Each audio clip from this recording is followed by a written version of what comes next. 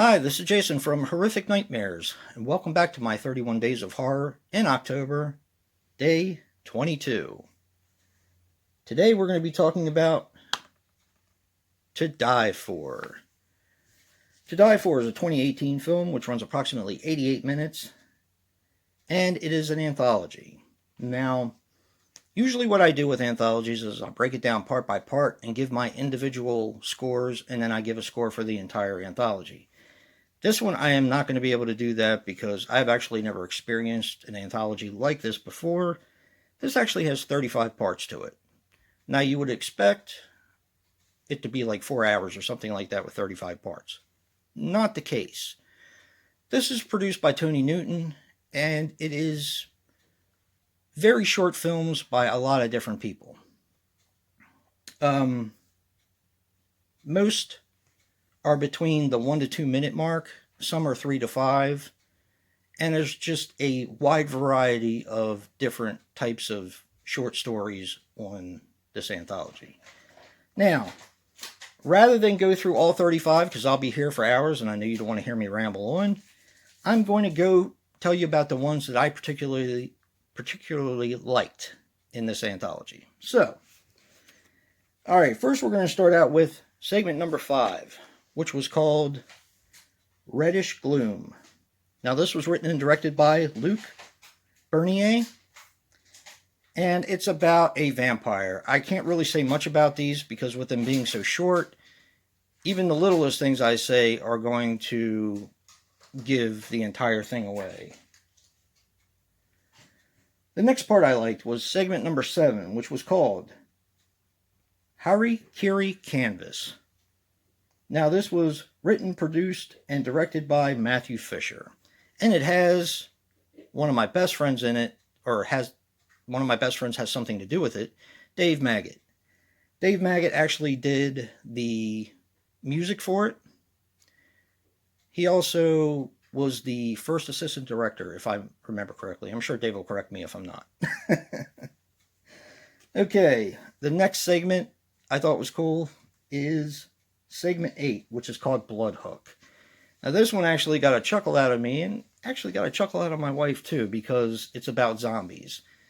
And it's about zombies baiting regular humans, and I'm going to leave it there. This one is directed by Alan Watkins and Bill Mulligan. And I thought it was kind of cool. It was pretty funny. The next segment I really enjoyed was segment number 13, which is called Clowning Around. Now, this was directed by Matt Cloud, and this is a very simple one about a girl playing with one of those Tinker toys that make the noise and then the clown pops up at the end.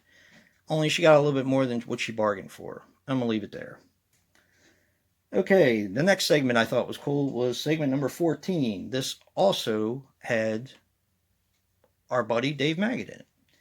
And this is called Murder World, and it's directed by Matthew Fisher.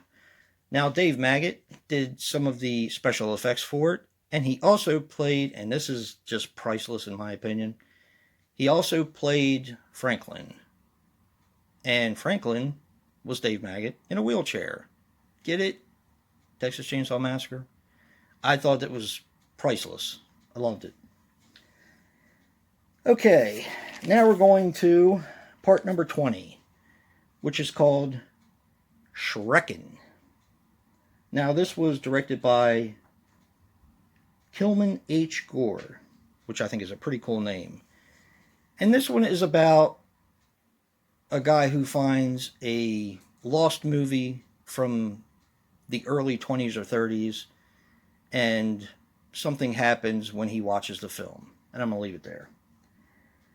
Let's see, the next one I enjoyed was segment number 24, which is called It's in the Basement.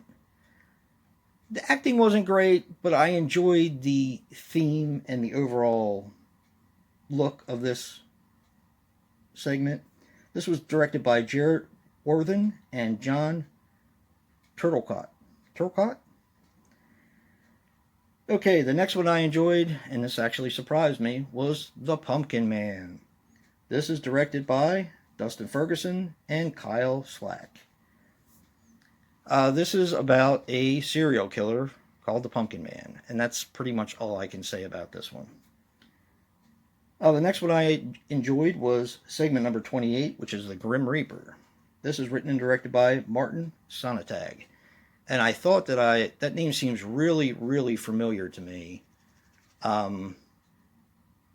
This one is foreign, and it's about a girl who jumps off a building to commit suicide, but is faced with something else when she on the other side. And I'm going to leave it there. And the last one I thought was really cool was segment number 31, which is called With Whip. This is a interesting one, and I thought it was very creative. And it's about two girls that go into a coffee store, kind of like Starbucks, but not Starbucks. And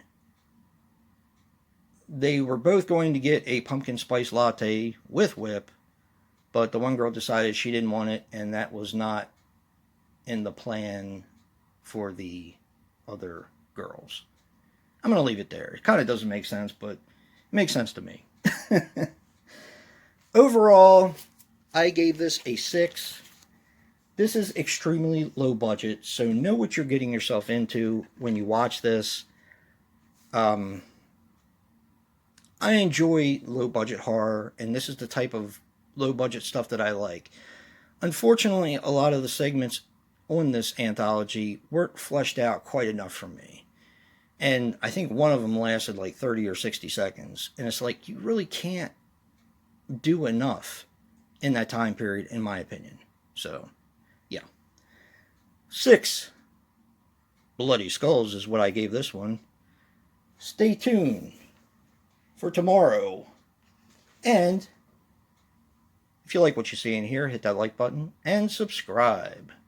And until next time, peace.